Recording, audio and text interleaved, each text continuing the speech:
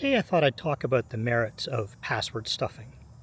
And what does that mean? Well, let's say that you've got some older protocol. VNC would be a good example, but it could be SSH, in which there's an intrinsic password in the protocol, and it's not web-based. You can't easily hook up single sign-on and all those other things to it. And you've acquired Agilicus AnyX, and it's an Identity Aware Proxy, so it's creating that single sign-on facade, and everybody's happy. They got multi-factor and all that stuff. Except the problem is the underlying protocol still has its ancient password. In the case of VNC, it's actually strictly a password. There's no username. There's an 8-character string, and you have this sort of dilemma. Do I tell everybody about it?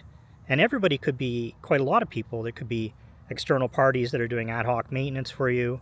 Does that mean you can never rotate it? And even just telling them about it is a hassle. Like, do you put it in an email and do you put it on a sticker? Like, what do you do?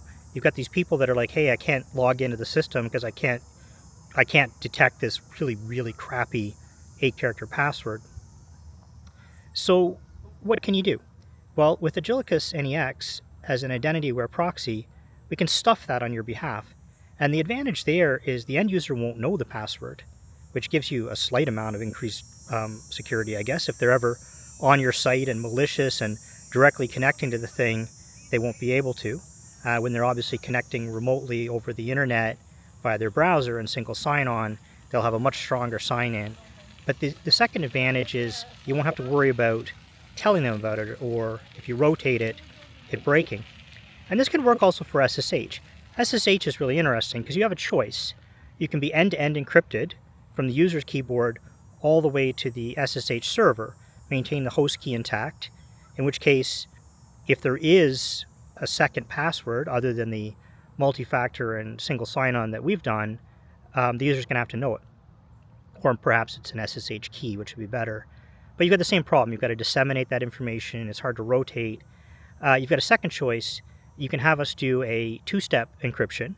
So it goes from the user to our proxy, which is still on your site, to the upstream SSH, and it can stuff that password for you.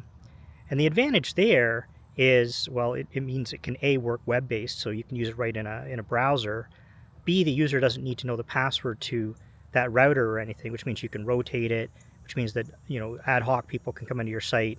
And it just makes it a lot simpler. And it's all about choice. We're about mechanism, but not policy. Here's a way you can do it, but here's another way you can do it. I don't really have an opinion. But anyway, that's one of the advantages of a identity-aware proxy versus a VPN. With a VPN, it'd be up to you to figure out how to disseminate those passwords. Anyway, if you want to learn more, check out our website, www.agilicus.com, or email info@agilicus.com. Cheers. Bye-bye.